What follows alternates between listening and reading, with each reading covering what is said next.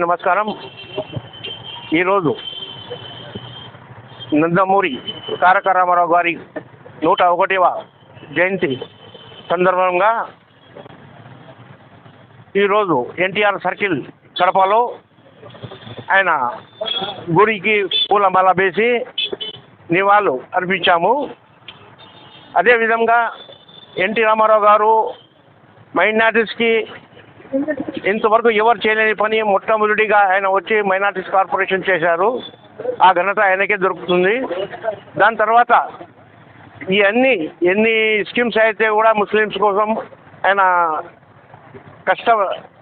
అందరినీ తీసుకొని పనిచేశారు. అదేవిధంగా చంద్రబాబు నాయుడు గారు దాని తర్వాత చంద్రబాబు నాయుడు గారు సీఎం అయినాక ముస్లిమ్స్ మైనారిటీస్కి ఏ స్కీమ్స్ కావాలా అనేది అన్ని స్కీమ్స్ చేశారు. మళ్ళా ఇప్పుడు రాబోయే కాలంలో రేపు 4వ తేదీ మళ్ళా ఫుల్ మెజార్టీతో మేము కలుస్తున్నాము. వచ్చాక మైనారిటీస్ ముస్లిమ్స్కి ఏ త్యాగ్ షాదీఖానా అయితే ఏమి, హజ్ కమిటీ అయితే ఏమి,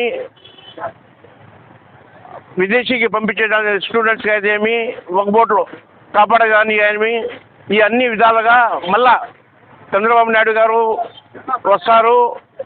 పెద్ద మెజార్టీతో అపోజిషన్ లేకుండా పెద్ద మెజార్టీతో గెలుస్తున్నాము.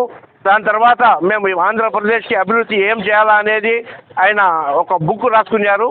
ఆ బుక్లో ఉంది ఎటువంటి పరిస్థితుల్లో కూడా ఏ విధంగా కానీ అన్ని